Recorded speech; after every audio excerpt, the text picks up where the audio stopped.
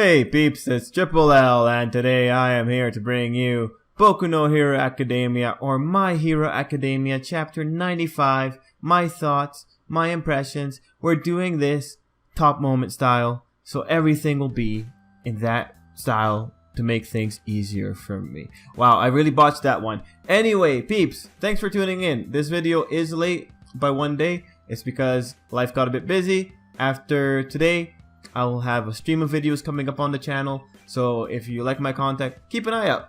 Anyway, let's get right into this video.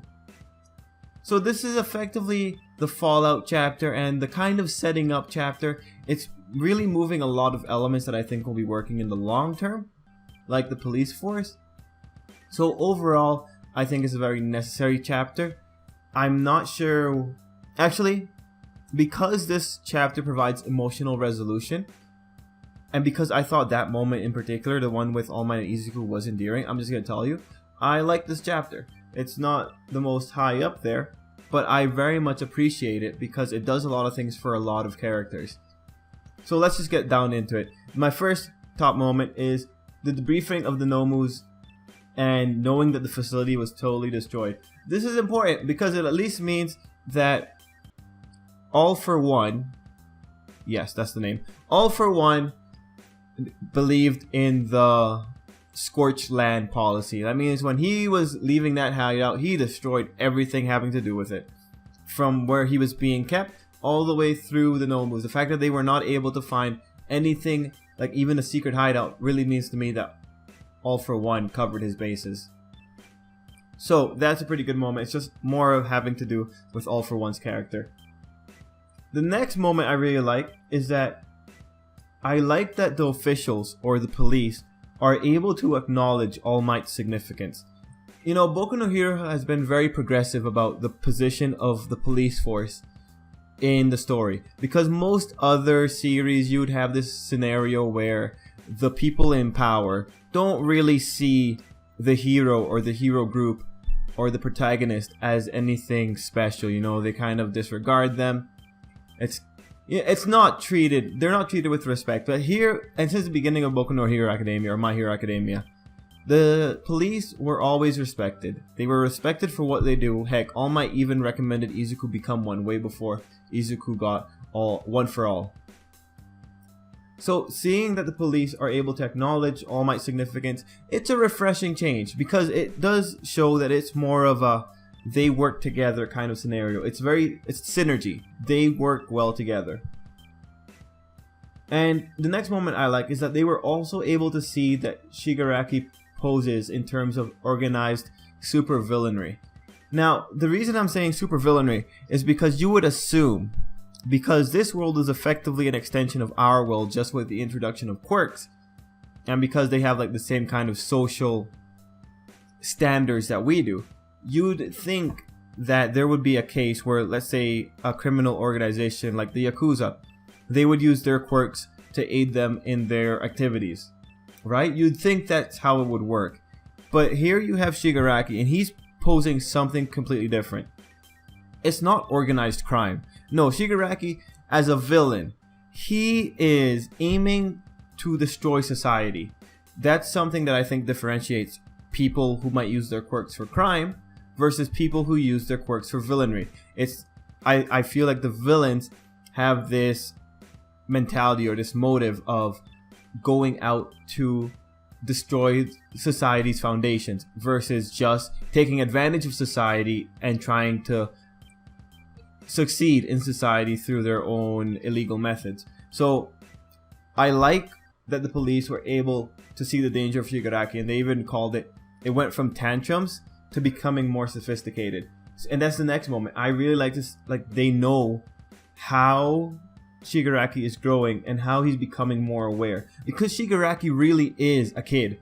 Him going out and having all these experiences only makes him more aware of the world around him, and he's coming up with his own ideals. We've gone from tantrums to like, well, or at least in the future we might have, yes, he wants to do this because so and so reason, and it's not just a tantrum anymore. And then finally, the next moment I really like is the police determining that they have to start dealing with supervillains. This is really good because this bridges the gap from police dealing with organized quirk crime versus police now dealing with larger than life criminals like Shigaraki, like everyone else in his group. These are guys whose motive is to destroy society as we know it, or destroy the current setup of society. These are people with principles and goals that aren't attached to concepts like monetary, financial wealth or other things that right now in our world people would usually do crime for. So anyway, the police had a really strong half. I think the police, great. I feel like I wanted to say something else about this, but I'm not entirely sure. No, yeah, I think I'll leave it there for the police. Moving on, the next moment, and this is where the chapter starts kind of sliding back into the All Might perspective of all of this, because Shigaraki is the main focus of this chapter because of all of the characters talking about him. And then we transition into the other side of the story that All Might has that feeling for Shigaraki. So here we go. My favorite moment in this segment of the chapter, or top moment, finding out that Shimura Nana did everything she could to protect her kid by distancing herself from him, putting him in foster care. I thought that was really tragic, because it's tragic because we know how that family line ended out. There was no hope from the beginning, and it's sad to see that she went that far and it was in vain. Because that's the worst. It's when you make that sacrifice and it doesn't plan out. That's the ultimate tragedy of Nana. That's the tragedy. Then we got to see all of All Might's reflection on this and talking with the other two characters. Really, nothing really stood out in this moment for me to call it a top moment. It's just them kind of deciding on what to do with Shigaraki.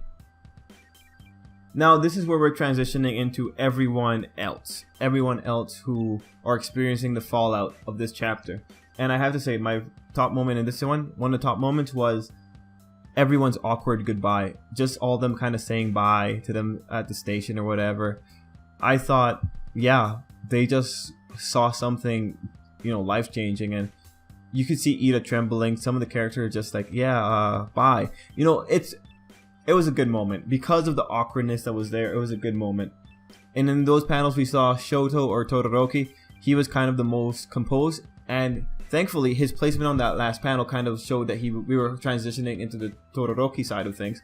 And from there we went to his household, and we see the person who's probably the most affected by the reveal of All Might's weakness being Endeavor. So Endeavor, yeah, he has this insane rivalry with All Might, but it's also coming from a place of vast respect. And Endeavor's raging. This is a good moment for the character because it shows he's more than just a jerk. Yeah, he's a massive jerk, but at the end of the day, he really respected All Might, and he does not like getting the number one position like this because it's not a victory for him. It's just circumstance. This isn't the way he wanted to win. So, props to that moment. The next moment I really enjoyed was this is after Deku gets the text message to go see All Might. I really enjoyed Weak Might smashing Deku in the face. It was so well drawn. The detail, it was just great. I enjoyed it so much. And this is pretty much the start of the awesome moment in the chapter. Weak Might is just... I like the Weak Might character way more than the All Might character, or the designs, or how he portrays himself in that state. But it was great. Another top moment in this was finding out that Weak Might can come back in his muscle form for a few moments. So I'm thinking, what if he does this for comedy? It'd be great if we just have him talking and he's sometimes going to muscle form just for like a segment. Just for like one panel of him saying something. I think that I'd be totally okay with that. Anyway, my next top moment is All Might congratulating Izuku for not getting hurt. This is a really powerful moment, and it really does establish or cement the bond between All Might and Izuku. How could you not enjoy that? And yeah, the Izuku All Might moment with them, All Might hugging Izuku at the end, it was endearing.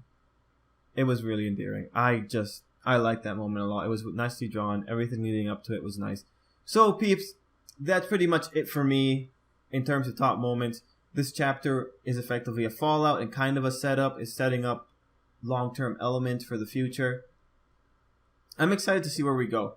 I wonder what the next arc is going to be. I'm hoping that the next characters who are going to be focused on are the ones that showed up in that color page a while ago. I think it included Izuku, Bakugo, Mineta, Ochako, Suyu was there too. And then there was 2 characters that haven't really shown up before. I can't recall the image and I can't really put it up right now. But yeah, I hope we're going into an arc that focuses on the characters for a bit. I would like to not see the villains for another arc or 2. I think I'm kind of tired of the villains association. If they can just do their things in the background and not interfere with the kid's life for 1 or 2 arcs, I think that'd be fine. I'd be totally cool with that. But anyway, peeps, I think that's it for me. You know what? I'm going to say I really like this chapter because I had a lot to talk about. Anyway, peeps, what did you think? Leave it down below. And if you like this video and you want to see more of it, please like or comment. It really does help me know that I'm doing something right and that people do like hearing what I have to say. So, peeps, till next time, have a good day. And I'll see ya probably within 10 hours if you watch another one of my videos. Have a good day, peeps.